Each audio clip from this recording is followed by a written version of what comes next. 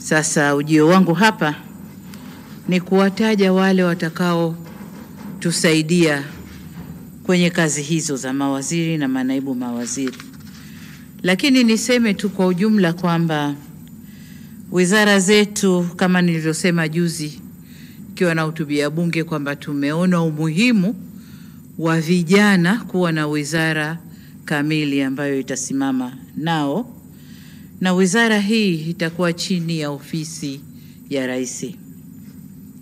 Lakini vile vile tumefanya marekebisho kidogo kwenye wizara ya kazi, ajira na maendeleo ya vijana iliyokuwa, kwa sababu vijana tumewatoa.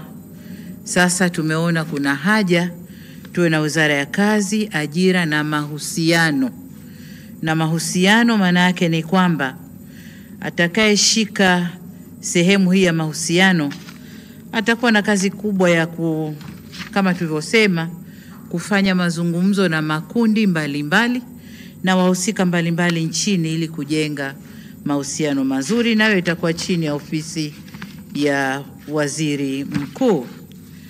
Sasa orodha kamili ya mawaziri katika wizara hizo 27 itakuwa kama ifuatavyo: Ofisi ya Rais, Management ya utumishi wa umma na utawala bora, waziri atakuwa Mheshimiwa Ridhiwani Jakaya Kikwete na naibu wake waziri ni Mheshimiwa Regina Ndege Kwarai. Ofisi ya Rais, Mipango na Uwekezaji atakuwa Mheshimiwa Profesa Kitila Alexander Mkumbo na naibu waziri wake ni Mheshimiwa Pius Steven Chaya. Ofisi ya Rais, Maendeleo ya Vijana atakuwa Mheshimiwa Joel Athana Nauka. Hana naibu waziri kwa sababu atakuwa chini ya ofisi ya Rais, atakuwa na wasaidizi wengi.